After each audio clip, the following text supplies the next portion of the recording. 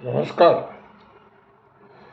काल मोदी सरकारने 25-26च्या हंगामाकरता खरीप पिकांची MSP वाढवण्याची घोषणा केलेली आहे. ही MSP 1% ते 10% वाढवलेली आहे. आता हे नेहमीच वाढवला जातो, नेहमीच येतो पावसाळा, तसं हे रुटीन आहे. कारण दरवर्षी आमच्या देशात 6 ते 10% इन्फ्लेशन असतं, मुद्रास्फीती असते आणि त्या प्रमाणात मग हे भाव वाढवले जातात आणि मग त्याचा गाजावाजा केला जातो की पहा एवढे भाव वाढवलेले आहेत. पण दुसरीकडे जे वाढवलेले भाव हे म्हणतात तर ती MSP बाजारात सुद्धा मिळत नाही. मग या वाढवलेल्या भावांचा अर्थ काय राहतो? उदाहरणार्थ, मागच्या वर्षी सोयाबीनची MSP 4,892 रुपये होती.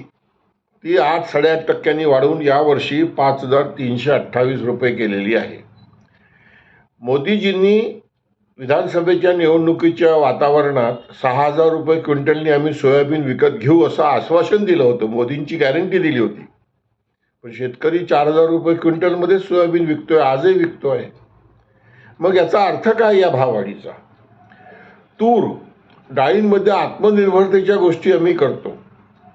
7,550 रुपये मागच्या वर्षीची MSP होती, यावर्षी ती 8,000 रुपये केलेली आहे.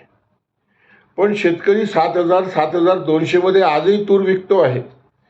मग सरकार आता 8,000 रुपयात शेतकऱ्यांजवळ असलेली तूर विकत घेईल का? शिवराजसिंग चौहान म्हणतात की तूर डाळी पिकवा इतक्या की आम्ही तुमचा दाना विकत घेऊ, काही चिंता करू नका. पण खरेदी नाही आहे.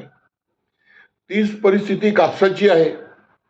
7,100 रुपये आखूड धाग्याच्या कापसाची MSP होती, ती वाढवून आता यांनी 7,700 रुपये केलेली आहे. आणि लांब धाग्याची MSP 7,550 वरनं 8,000 रुपये केलेली आहे. पण शेतकऱ्यांनी तर 7,000-7,200 मध्येच कापूस विकलेला आहे. मग या MSPला अर्थ काय राहतो? हे नुसतं रिच्युअल आहे, आकडेमोड आहे.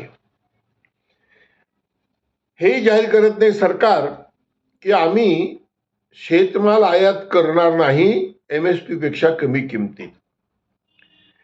आता या घोषणेसोबत एक जाहीर केलेलं आहे की 2,07,000 कोटी रुपयाची व्यवस्था केलेली आहे.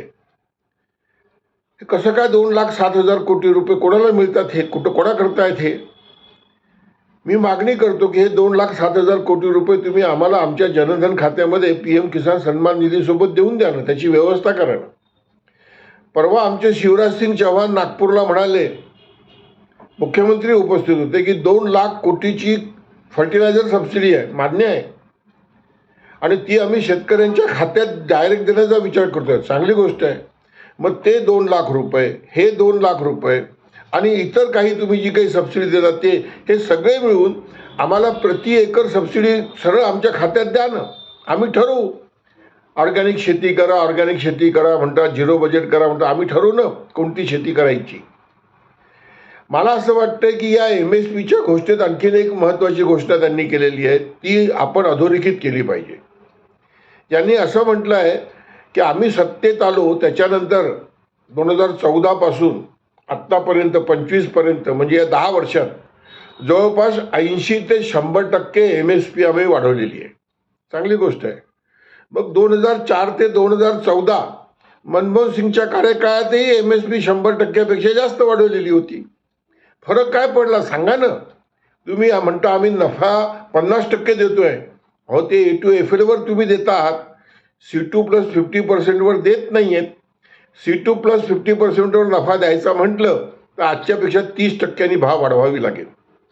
ठीक आहे, तुमचा आम्ही 100% वाढवण्याचा दावा आम्ही मान्य करतो.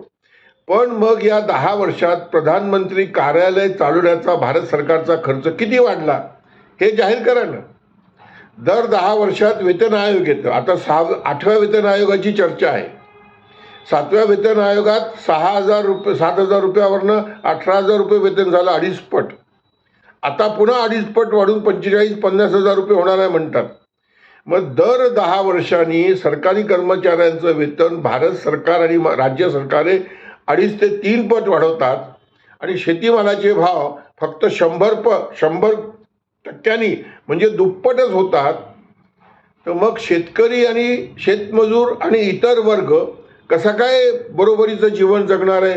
कसा काय सबका साथ सबका विकास होणार आहे? हा सरळ प्रश्न आहे हो. याच्याकरता अर्थशास्त्रात PhD करण्याची गरज नाही.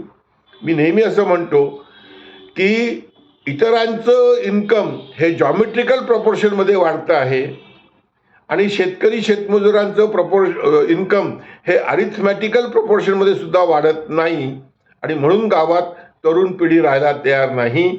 मोदीजींचंच एक वाक्य आहे कि किसान अपनी जमीन बेचकर अपने बेटे को चपरासी बनाना चाहता है. अशा पद्धतीने शेतकऱ्यांना आम्ही खूप देतो आहे. प्रचार करून मूर्ख बनवता येईल पण शेतकऱ्यांच्या जीवनामध्ये राम येणार नाही एवढीच माझी विनंती आहे. नमस्कार, धन्यवाद.